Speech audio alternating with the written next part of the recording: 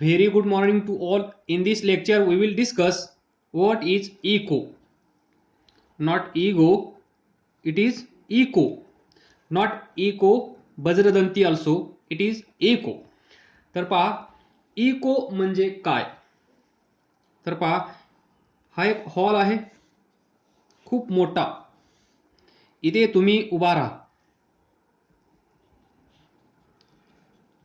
इथे उभारले, हे तुमचे कान, कारण या टॉपिकमध्ये कान महत्त्वाचे आहेत. आणि दिस इज वॉल, ही तुमच्या समोरची वॉल. त्यानंतर काय करा, इथे उभा राहून तुम्ही खूप मोठ्याने ओरडा. म्हणजेच इथे तुमचा मित्र असेल असं समजा, छोटासा मित्र. तुम्ही याला आवाज देत आहेत अशी सिच्युएशन इमॅजिन करा आणि तुम्ही एवढं मोठ्याने ओरडा की याला आवाज ऐकू गेला पाहिजे. त्यावेळेस तुम्हाला असं दिसून येईल की इथे ज्यावेळेस तुम्ही ओरडाल त्यावेळेस तुमचा आवाज म्हणजे साऊंड वेव्ह अशी येईल. This is sound wave produced by you. इथे आल्यानंतर पहा, हा सरफेस आहे आणि आपण पाठीमागच्या लेक्चरमध्ये लर्न केला आहे की ज्यावेळेस एखादी साऊंड वेव्ह एखाद्या सरफेसवर जाऊन पडते, इन्सिडेंट होते, त्यावेळेस ती रिफ्लेक्ट होते आणि त्यालाच आपण म्हणतो रिफ्लेक्टेड साऊंड वेव्ह. तर ही वेव्ह कोणती असेल? Incident sound wave. यालाच आपण असं म्हणूया original sound. Original sound produce by you to call your friend. याला आवाज देण्यासाठी, याला बोलवण्यासाठी, याला काहीतरी मेसेज देण्यासाठी तुम्ही एवढ्या मोठ्या जोरात ओरडले आहात की ती तुमची साऊंड वेव्ह इथे आली आहे आणि इथे स्ट्राईक झाली आहे. त्यानंतर तुम्हाला परत छोटासा आवाज ऐकू येईल. दिस, याला आपण म्हणूया रिफ्लेक्टेड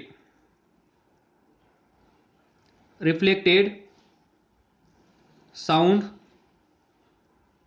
वेव्ह. आलं लक्षात? ज्यावेळेस तुम्ही या फ्रेंडला बोलवण्यासाठी आवाज दिला त्यावेळेस तुम्ही एक साऊंड प्रोड्यूस केला आहे. तो साऊंड इकडे आला, या सरफेसवर स्ट्राईक झाला आणि या सरफेसवर तो काय झाला आहे? रिफ्लेक्ट झाल्यानंतर तो साऊंड वेव्ह तुमच्याकडे येईल आणि परत तुम्हाला एकदा आवाज ऐकू येईल. आणि तो आवाज असेल, समजा तुम्ही याला असं बोललं, हाय, हॅलो, असा आवाज दिला तर तुम्हाला हा सरफेस, ही वॉल तुम्हाला पण हॅलो म्हणत आहे असं तुम्हाला भास होईल. भास होण्याची गरज नाही, ॲक्च्युअली तुम्हाला तो आवाज ऐकायला येईल.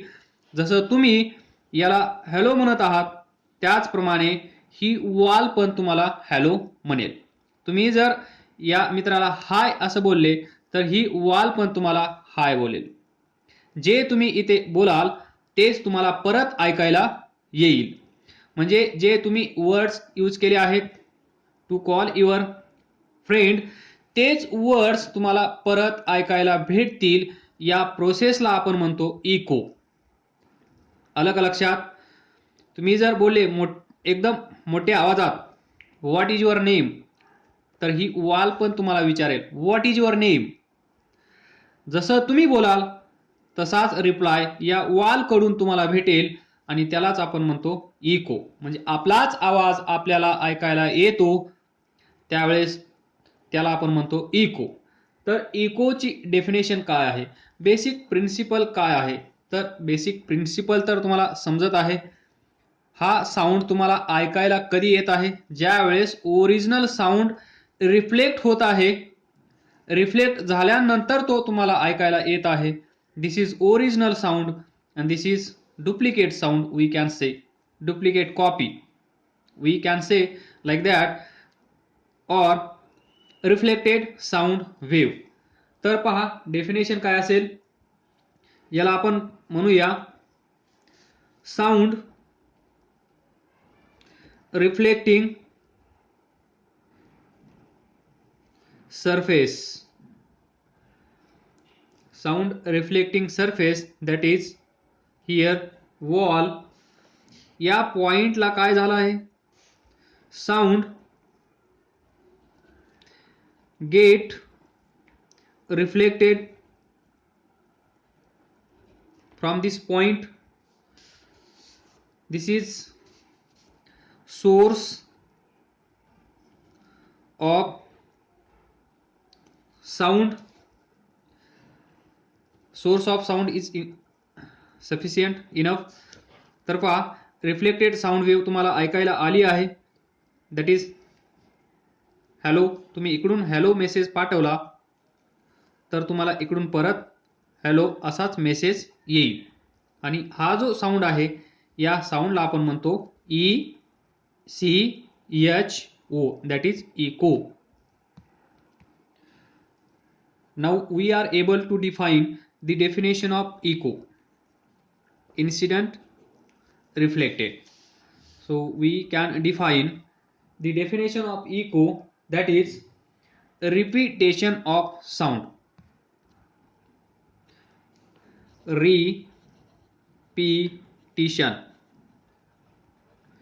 Repetition of sound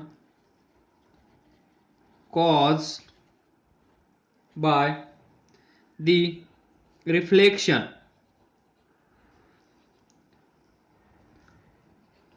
कुणाचं झालं आहे, साऊंडचं. Sound wave is called as ECHO, echo. This is a definition, small definition. Repetition of sound. तर इथे पहा, हा साऊंड रिपीट झाला आहे. तुम्ही जेवढे वर्ड्स इथून प्रोड्यूस कराल तेवढेच वर्ड्स तुम्हीच तयार केलेले वर्ड्स, तुम्हीच दिलेला मेसेज तुम्हालाच ऐकायला भेटेल. That is repetition. Repetition of sound cause by, कशामुळे, by the reflection of sound wave. ही साऊंड वेव्ह इथून आली, इथे स्ट्राईक झाल्यानंतर रिफ्लेक्ट झाली. This is incident and this is reflected. Reflection of sound wave is called echo. याला आपण म्हणतो इको. इको छोटीशी कन्सेप्ट आहे, ती तुम्हाला समजली आहे. इन शॉर्ट आपण काय म्हणू शकतो, an echo is simply a reflected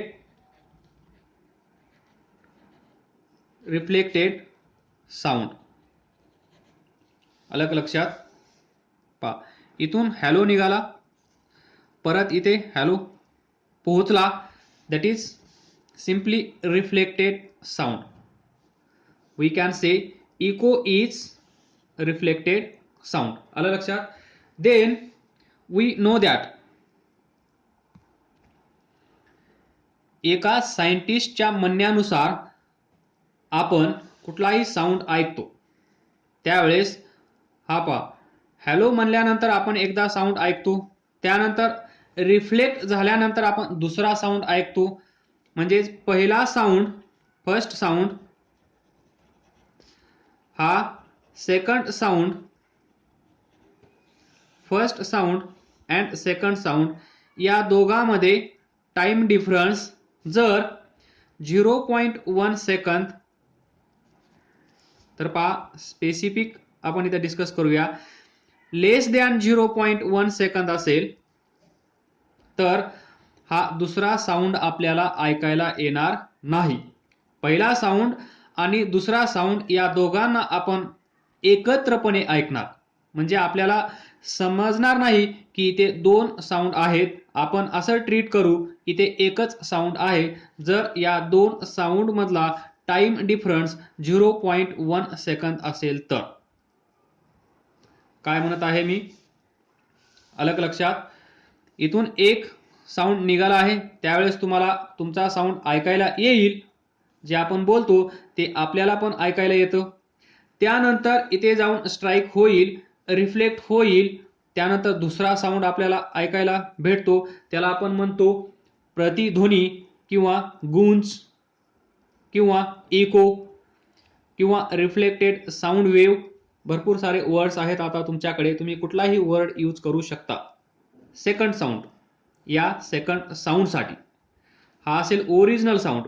original sound ऐकल्यानंतर इथेच पहा, ओरिजिनल साऊंड ऐकल्यानंतर तुम्ही दुसरा एक साऊंड ऐकत आहात, त्याला आपण म्हणत आहोत eco.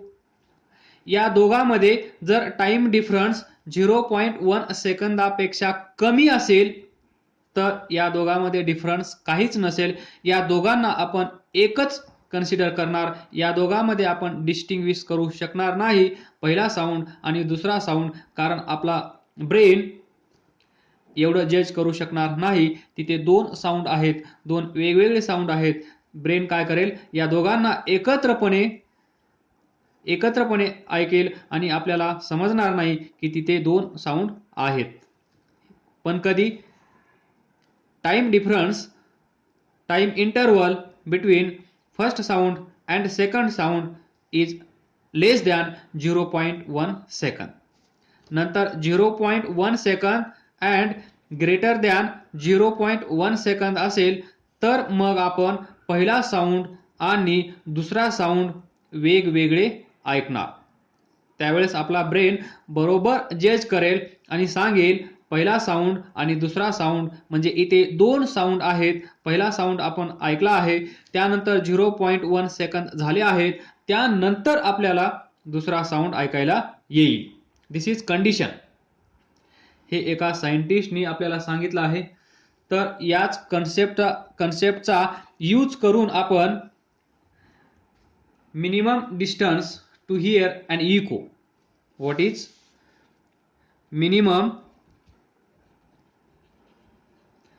Minimum distance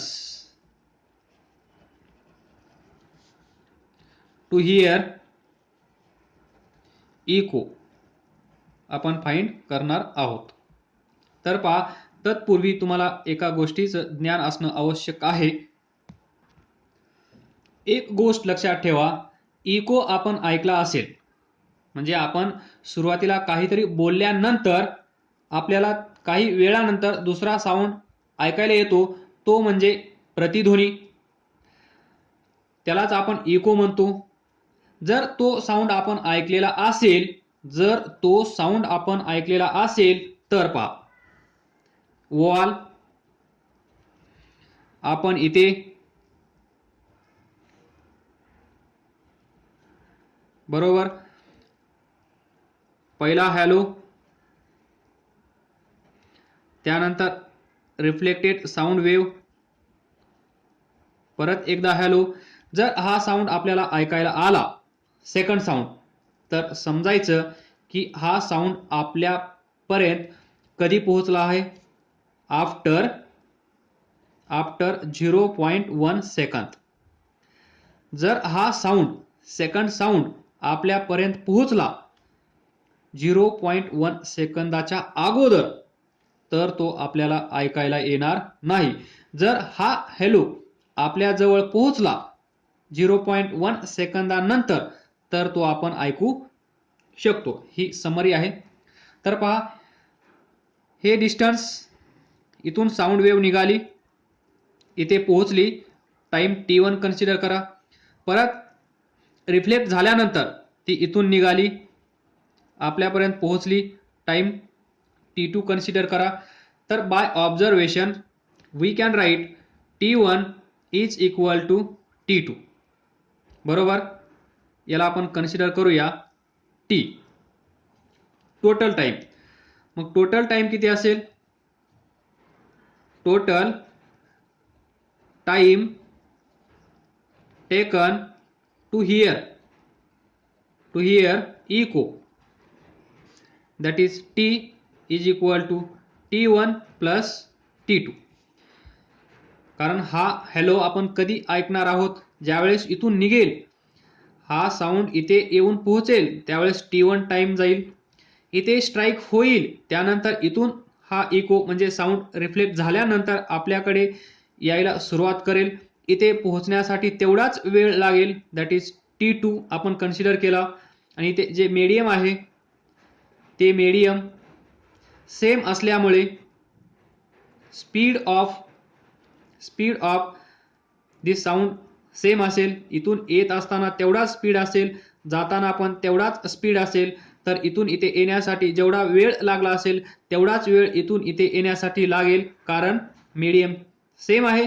medium same असल्यामुळे इथून येत असताना जो स्पीड असेल तोच स्पीड इथून इथे परत येत असताना असेल. त्यामुळे आपण असं लिहू शकतो, इथून इथे येण्यासाठी एवढा टाइम लागला. Total time taken to hear echo. Echo ऐकू येण्यासाठी आपल्याला किती वेळ लागला? टी. This T. आणि हा टी कशाच्या बरोबर असेल? इथे इथून येण्यासाठी लागलेला वेळ T1, परत येण्यासाठी लागलेला वेळ T2.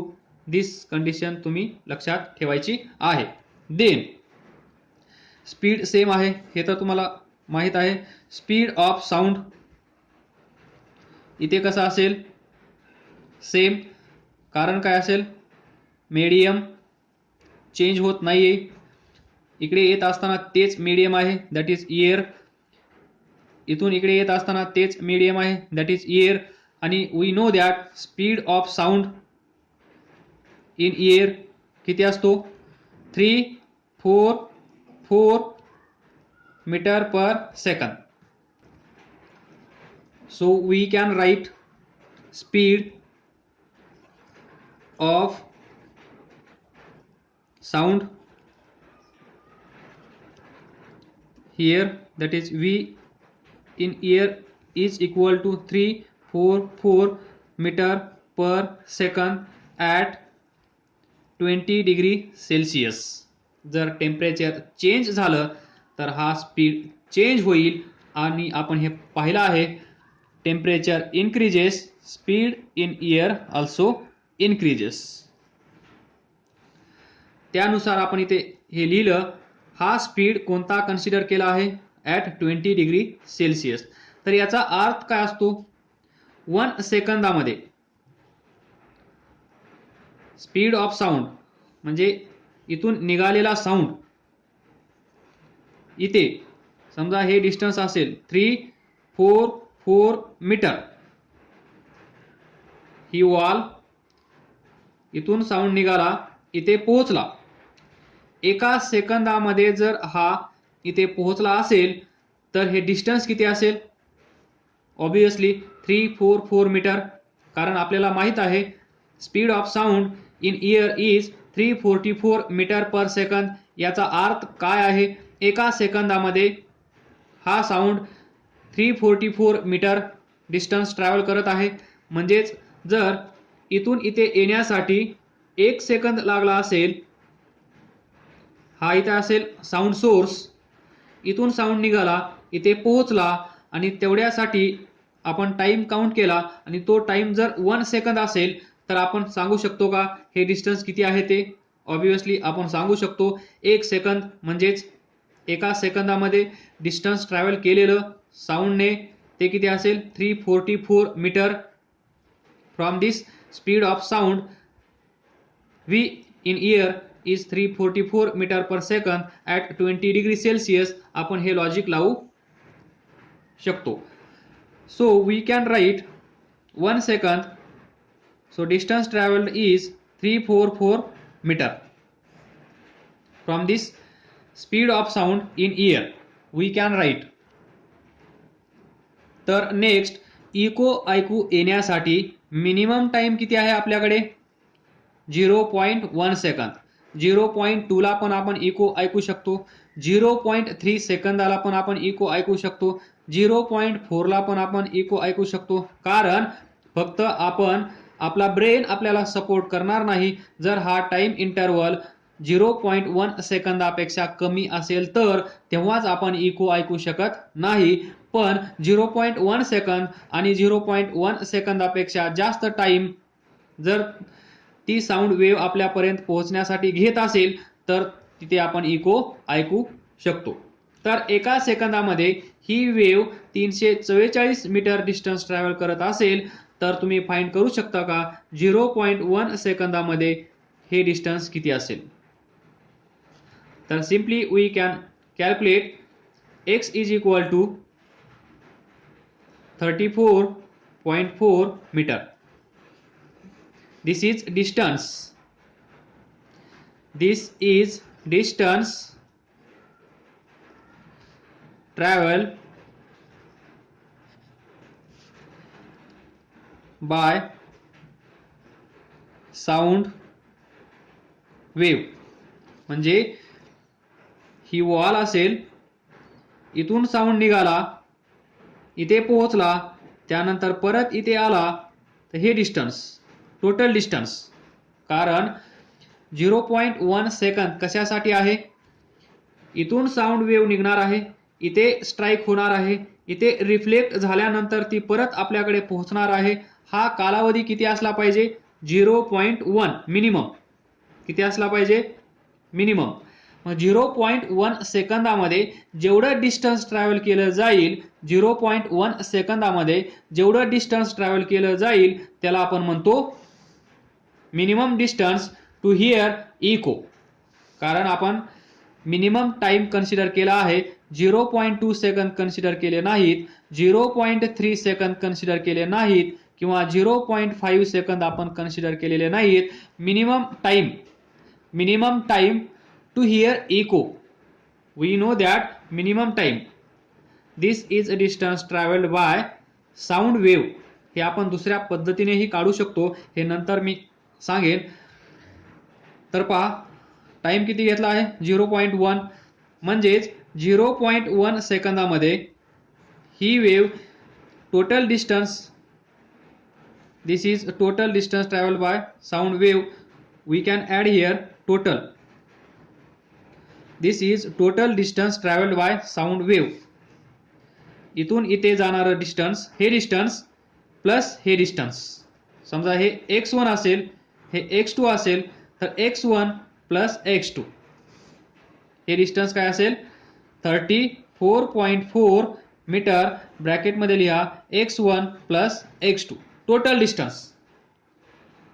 Distance travelled by sound wave in 0.1 second. त्यालाच आपण म्हणू शकतो minimum distance to hear echo. तर पहा ही वॉल आहे, इथे आपण आहोत, इथून साऊंड वेव्ह निघाली, परत इथे पोहोचली,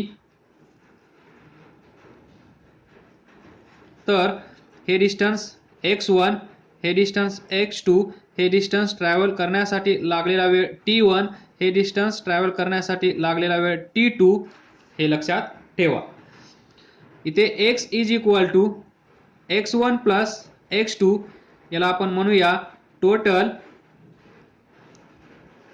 distance travel by wave. Sound wave लिहा, wave, sound wave. And t is equal to t1 plus t2 total time taken to hear echo. एवढ्या वेळेनंतर हा साऊंड इथे जाऊन आपल्या जवळ पोहोचलेला असेल, म्हणजे एवढ्या वेळेनंतर आपण इको ऐकणार आहोत. आणि त्याच वेळेस तो साऊंड किती डिस्टन्स ट्रॅव्हल करत आहे, x. आणि या x ची व्हॅल्यू आपण फाइंड केली आहे. x is equal to 34.4 metre in 0.1 second. That is minimum time interval to hear echo according to one of the scientist.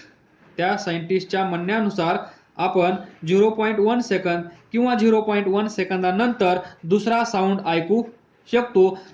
आणि त्यापैकी आपण 0.1 that is minimum time consider केला आहे. जर आपण मिनिमम टाइम कन्सिडर केला असेल तर जे डिस्टन्स असेल ते पण डिस्टन्स कसं असेल, minimum distance to hear and echo. म्हणजे ही वॉल आणि आपण हे डिस्टन्स किती असलं पाहिजे, इको ऐकण्यासाठी. म्हणजे आपल्याला सिव्हिल इंजिनियर चांगलं बनता येईल. नाहीतर अशी रूम बनवायची आपण बोललेला आवाज आपल्याला परत ऐकायला येतो, आपण इरिटेट होऊन जाल. तर त्यावेळेस ही कंडिशन तुम्हाला कन्सिडर करावी लागेल, जेणेकरून त्या रूममध्ये किंवा त्या हॉलमध्ये इको प्रोड्यूस होणार नाही. ही दक्षता घेणं गरजेचं आहे. तर आता पहा, इथे तुम्ही x ची व्हॅल्यू तुम्हाला माहित आहे, x is equal to x1 plus x2. We can write x1 is equal to x2. पहा इथून इथे येण्यासाठी हे डिस्टन्स इज इक्वल टू हे डिस्टन्स असेल की नाही, तर we can write x1 is equal to x2. From this I can write x is equal to 2x1 और 2x2, कारण x1 आणि x2 हे दोघं सेम आहेत. तर 2x1 और 2x2 आपण असं लिहू शकतो. तर नॉर्मली याला जनरल केसमध्ये आपण असं लिहूया 2x, हे डिस्टन्स प्लस हे डिस्टन्स इथे असेल 2x. तर from this 2x is equal to 34.4 metre. So x is equal to 17.2 metre. म्हणजे पहा 34.4 मीटर हे डिस्टन्स कोणता आहे. हा साऊंड इथून इथे येईल, परत हा साऊंड इथून इथे येईल. हे डिस्टन्स 17.2, परत हे रिटर्न जर्नीचं डिस्टन्स 17.2, हे total distance 17.2 plus this return journey 17.2. अशा प्रकारे ते डिस्टन्स होतं 34.4 total distance travelled by sound wave from this source to this wall plus from this wall to this source, this x distance, total distance. त्यावरून आपण distance between this wall and this source find केलं, ते किती आलं 34. Up down distance असेल तर हे single way journey, हे डिस्टन्स किती असेल, half of this, that is 17.2 metre. And this is minimum distance and this is a minimum distance to hear echo. म्हणजे याचा अर्थ असा असेल, इथे वॉल असेल, इथे आपण असू, हे डिस्टन्स 17.2 मीटर असेल तर आपण बोललेला वर्ड आपल्याला ऐकायला येईल. आणि जर हे डिस्टन्स, ही वॉल, हे आपण आणि हे डिस्टन्स असेल 16 मीटर, इथून निघालेला साऊंड परत आपल्यापर्यंत पोहोचेल खरा, पण आपण हा साऊंड आणि हा साऊंड एकत्रपणे एकच साऊंड आहे असं ऐकणार. आणि हे डिस्टन्स समजा, हे आपण, ही वॉल, हे डिस्टन्स असेल 18 metre, that is more than 17.2 metre, तरी पण आपण इथे इको ऐकणार. इथे इको आपण ऐकणार नाही, इथे पण आपण इको ऐकणार. याला आपण म्हणतो minimum distance to hear echo. Echo ऐकण्यासाठी लागणार minimum distance, that is x is equal to 17.2 metre at 20 degree Celsius. हे लक्षात ठेवा. जर टेम्परेचर 30 डिग्री सेल्सिअस झालं, अकॉर्डिंग टू दिस 344 चा 350 होईल, स्पीड वाढेल, त्यानंतर ह्या व्हॅल्यूमध्ये चेंज होईल. तर ही व्हॅल्यू आहे ॲट 20 डिग्री सेल्सिअस. त्यावेळेस टाइम किती आहे 0.1 सेकंद. तर डिस्टन्स 17.2 मीटरपेक्षा जास्त असेल किंवा 17.2 मीटर असेल तर आपण इको ऐकू शकतो. तर 17.2 echo possible 18 metre echo possible, 15 metre echo not possible. हे झालं डिस्टन्स, टाइम पाथ. हे झालं डिस्टन्स. देन टाइम, इथे लिहा टाइम, इथे लिहा इको स्टेटस. टाइम असेल 0.1 second, echo possible 0.2 second echo possible, and more than this 0.1 echo is possible. 0.01 second echo is not possible. In short, time 0.1 पेक्षा 1 सेकंदापेक्षा कमी असेल time T. Any time T less than 0.1 second echo is not possible, because we cannot hear two sounds at a time if time interval between these two sound is less than 0.1 second. So we get minimum distance